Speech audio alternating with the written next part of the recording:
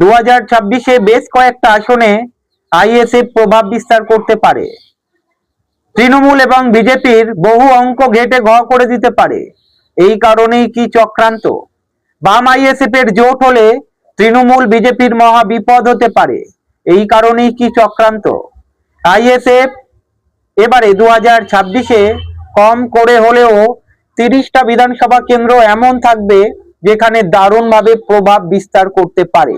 সেটা হয়তো তৃণমূল বুঝে গিয়েছে, আর বিজেপিও হয়তো বুঝে গিয়েছে, যার ফলেই আমি জানি না যে ইউপি দলটা কারা ক্রিয়েট করেছে। নামটা হয়তো আপনারা দেখছেন হুমায়ুন কবির। আদতে এই দলটা তৈরি করার পেছনে অন্য কোনো দলের হাত নেই তো। আপনারা দেখেছেন কেন্দ্রীয় সহায়তা পাচ্ছে হুমায়ুন কবির, সুরক্ষা পাচ্ছে হুমায়ুন কবির। আইএসএফ এর এখন একটা বিধায়ক রয়েছে, একটু অপেক্ষা করুন, আর কয়েকটা বছর অপেক্ষা করুন। আগামী 5-6 বছরের মধ্যে আইএসএফ এর কাছে একাধিক বিধায়ক থাকতে চলেছে। আশা করব সকলে ভালো আছেন। আপনারা দেখছেন আজকের রাজনীতি। আপনাদের কাছে একটাই অনুরোধ থাকবে, যারা প্রথমবার আমাদের চ্যানেলটি দেখছেন লাইক করবেন, সাবস্ক্রাইব করবেন, আমাদের পাশে থাকবেন। নওশাদ সিদ্দিকীর প্রভাব আপনারা দেখতে পাচ্ছেন? আইএসএফ দলের প্রভাব আপনারা কি লক্ষ্য করতে পাচ্ছেন? যেভাবে ঝড় তুলছে একের পরে এক সভা, নিশ্চয়ই আপনারা দেখতে পাচ্ছেন। 2026-এ কিসের ইঙ্গিত পাচ্ছেন? আইএসএফ শূন্য যাবে। আপনাদের মনে হচ্ছে নওশাদ সিদ্দিকীর প্রচারগুলো দেখে? আপনাদের মনে হচ্ছে এক একজন নেতা, আইএসএফ দলের নেতা যেভাবে বুক চিতিয়ে লড়াই করছে, অন্যদিকে তৃণমূল বাহিনী আইএসএফ এর পতাকা পোড়াচ্ছে, নওশাদ সিদ্দিকীর ব্যানার পোড়াচ্ছে? আপনারা দেখেছেন সেই সব ভিডিও। এখান থেকে প্রমাণ হয় তৃণমূল ভয় পাচ্ছে।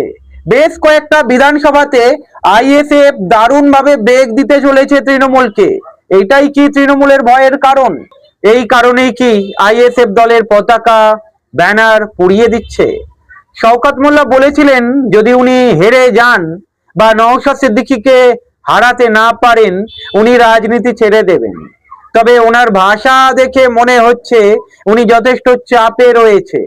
তা না হলে আইএসএফ এর নেতা, আপনারা দেখেছেন কিভাবে হামলা করেছিল পিয়ারুল ইসলামের উপরে।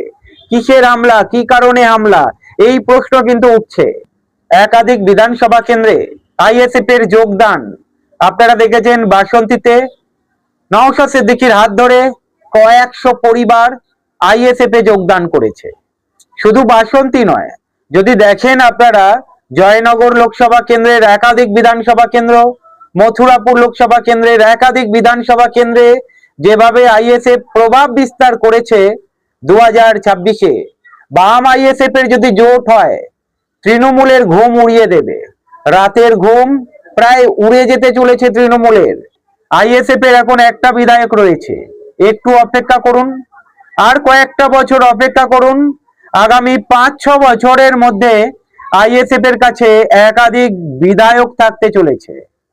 মানুষের ঢেউ দেখেছেন, মানুষের ভালোবাসা দেখেছেন, মানুষের আবেগ দেখেছেন। তার একটাই কারণ, নওশাদ সিদ্দিকীর ভাষণ। নওশাদ সিদ্দিকীর ভাষণের মধ্যে কোনো ধর্মীয় উস্কানি নেই। নওশাদ সিদ্দিকীর ভাষণের মধ্যে মানুষ ভালোবাসা খুঁজে পাচ্ছে। নওশাদ সিদ্দিকীর ভাষণের মধ্যে মানুষ লক্ষ্য করছে ধর্ম নিরপেক্ষতা, যার ফলেই নওশাদের দিকে মানুষ ঝুঁকছে। আর নওশাদ এবং অন্যান্য যারা নেতা রয়েছে, এখানেই তফাৎ। নওশাদ যেভাবে কথা বলছেন, নওশাদ যেভাবে মানুষের মনে প্রবেশ করতে পাচ্ছেন, অন্যান্য নেতারা বোধহয় সেইভাবে প্রবেশ করতে পারছে না, বিশেষ করে তৃণমূল এবং বিজেপির নেতারা। আপনারা দেখেছেন তৃণমূল এবং বিজেপির নেতারা টাকার পাহাড় জোগাড় করে প্রচারে নেমেছে, কিন্তু নওশাদের দলের কাছে তো এত টাকার পাহাড় নেই। তবে মানুষের ভালোবাসা রয়েছে, সেটা লক্ষণীয়। না হলে মুর্শিদাবাদ, উত্তর দিনাজপুর, মালদা, বীরভূম, হুগলি জেলা, দক্ষিণ 24 পরগনা, উত্তর 24 পরগনায় বিভিন্ন জেলায় যেভাবে হাজারে হাজারে মানুষ আইএসএফ এ যোগদান করছে, সেটা প্রমাণ হয়। কেন যোগদান করছে বলুন তো? তার একটাই কারণ, নওশাদ সিদ্দিকী এবং নওশাদ সিদ্দিকীর দল ধর্মনিরপেক্ষতা বজায় রেখে শুধু মুসলিমের জন্য নয়, সমগ্র জাতির জন্য কথা বলছে। সে হিন্দু হতে পারে, খ্রিস্টান হতে পারে, বৌদ্ধ হতে পারে, মুসলিম হতে পারে, সমগ্র জাতির জন্য কাজ করছে। আর সমাজের প্রতিটা ইস্যু নিয়ে নওশাদ সিদ্দিকী আওয়াজ তুলছে। শুধু ওয়াকফ বিল নিয়ে আন্দোলন করছে এমনটা নয়, যদি দেখেন পরিযায়ী শ্রমিকদের নিয়ে আন্দোলন করছে, ওই মতুয়াদের উপরে আক্রমণ, নওশাদ সিদ্দিকীর দল কিন্তু মাঠে ময়দানে লড়াই করছে। এই যে ওবিসি নিয়ে ছেলে খেলা হচ্ছে, নওশাদ সিদ্দিকীর দল আওয়াজ তুলেছে, বামপন্থীরা আওয়াজ তুলেছে। প্রতি কটা ইস্যু, পরিযায়ী শ্রমিক থেকে শুরু করে 100 দিনের কাজ থেকে শুরু করে এমন কোনো ইস্যু নেই যে নওশাদ সিদ্দিকী আওয়াজ তোলেনি। এখন দেখতে পাচ্ছেন SIR এর নামে কাদের নাম বাদ যাচ্ছে, দেখে দেখে সংখ্যালঘু পরিবারের নাম বাদ যাচ্ছে বিভিন্ন ইস্যুতে। এটা গভীর চক্রান্ত ছাড়া আর কিছু নয়। 2026-এ বেশ কয়েকটা আসনে ISF প্রভাব বিস্তার করতে পারে। তৃণমূল এবং বিজেপির বহু অঙ্ক ঘেটে ঘ করে দিতে পারে। এই কারণেই কি চক্রান্ত? বাম ISF এর জোট হলে তৃণমূল বিজেপির মহা বিপদ হতে পারে। এই কারণেই কি চক্রান্ত? ISF এবারে 2026-এ কম করে হলেও 30টা বিধানসভা কেন্দ্র এমন থাকবে যেখানে দারুণভাবে প্রভাব বিস্তার করতে পারে।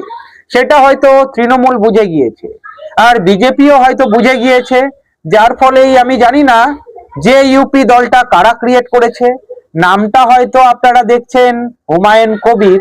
আদতে এই দলটা তৈরি করার পেছনে অন্য কোনো দলের হাত নেই তো।